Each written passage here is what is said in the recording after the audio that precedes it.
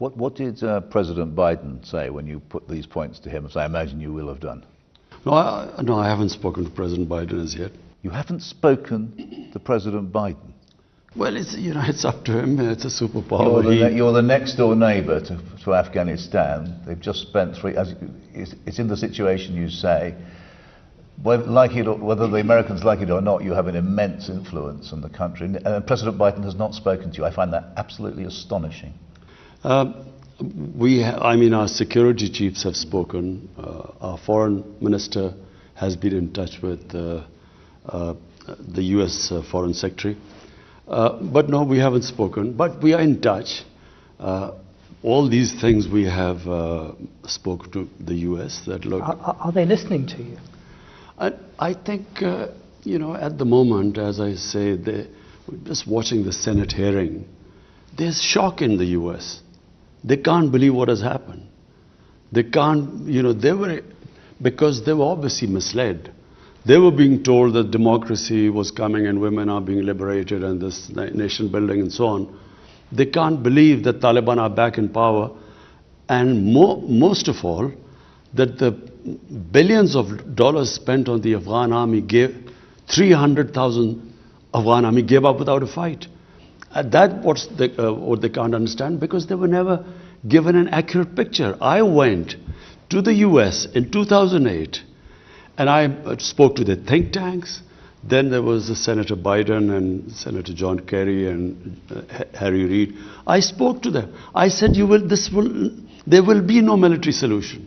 This is a quagmire. They talked about Iraq at the time. This was a much bigger quagmire. They didn't know the history of Afghanistan. So our army chief 2 years later went, General Kiani, he said the same thing to President Obama. He said, you are going to leave a big mess, we will have to deal with it, and you will not have a military solution. But unfortunately, I think they were led by the generals. And you know what the generals always say, what they've always said, give us more troops and we'll win, and more time. How do you assess how the Taliban have behaved since gaining power? I think, David, we have been so relieved, because we expected a bloodbath. And always when there's a civil war, a puppet government backed by foreigners like Soviets, like before them the British in the 19th century. When the Soviets left, there was a bloodbath. And we were fearing that in Kabul, when the Taliban came, and we thought there would be bloodletting of the sort of what happened after 1989. So it was peaceful transfer of power. So that was the best thing that happened. But also we felt that we would be blamed for this. But because 300,000 troops surrendered without a fight, clearly we didn't tell them to surrender without a fight. So the ground realities were that Taliban had become a popular movement, especially in the rural areas. And that's why the army gave up without a fight.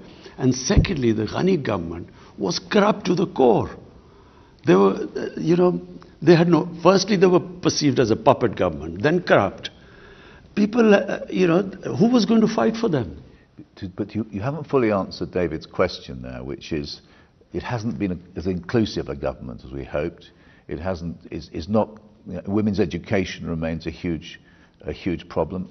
I mean, the future of women's cricket in Afghanistan, that lovely success story of Afghan cricket, and yet women's cricket doesn't seem to have a role. I mean, these are very serious things, and these are being watched in the West, because people are saying. I mean, it's been weaponized, if you like, but it's also true, isn't it, that if you are an Afghan woman, your rights have gone back 10 years, 20 years. Two things separately. Number one, is it an inclusive government? Not right now, but Taliban have so far stated that it's a transitory government and they want to include other people. What they have stated is that they will not include anyone from the former regime of Ghani. And really, they need an inclusive government, because Afghanistan is a diverse society. It has mainly Pashtun, 50%. Then there's huge Tajik minority. And I have tried my best with the Tajikistan president somehow to get them together. Then there are Uzbeks there, and Uzbekistan is trying to sort of get them together. So the neighbors are interested that they all form an inclusive government, so it's a stable government. About women's, please remember, Kabul, the women always had, the culture in Kabul for women was different to the rural areas. In the rural areas, women's lives hasn't changed. This is how they lived, it's a culture. It'll probably take time to evolve. The main issues in Kabul itself. And Kabul, if you went there 50 years ago, the Kabul culture was different to the rest. Now, my contention is that rather than forcing Taliban, to do this and include so and give the women, they have said that they will give women education. They have said that they will allow them to go to jobs. In the Islamic culture, I don't think they should be pushed to the point where there is clearly within the Taliban sort of the ground soldiers, who have a certain concept. You don't want to push them to a point because they don't have such clear leadership who can order them. And so I would imagine they would have problems from within. So give them time. They have made the right statements. We have no other option. What else are we going to do? If we sanction them, there's going to be the biggest humanitarian crisis in Afghanistan. Chaos there. So the best is to incentivize them to walk the talk, what they're saying, incentivize them.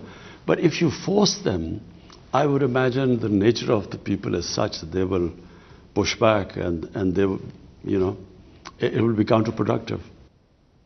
Can I move on to the Pakistan Taliban, the TTP? I mean, on the flight over, I was rereading your wonderful book you wrote 7 or 8 years ago, Pakistan, in which you made the observation that once the Americans left, that was basically the cause of the instability, and then things would settle down naturally. The Americans have left, but have they settled down naturally? The TTP is a problem in Pakistan now, isn't it? It hasn't been solved by the departure of the Americans. Well, let's put it in perspective. What was TTP? TTP were Pashtuns along on the Pakistan side of the border. Just for the viewers, Taliban is a Pashtun movement. There are about 45 to 50% Pashtuns in Afghanistan. On the Pakistan side of the Durand Line, which was made by the British, are twice as many Pashtuns. But what is called the tribal area was the border area on the other side of Afghanistan. There were the Pashtun tribes, and there was actually no border. The Durand Line was never accepted. They used to move back and forth. Now we have fenced the border, but there was nothing there.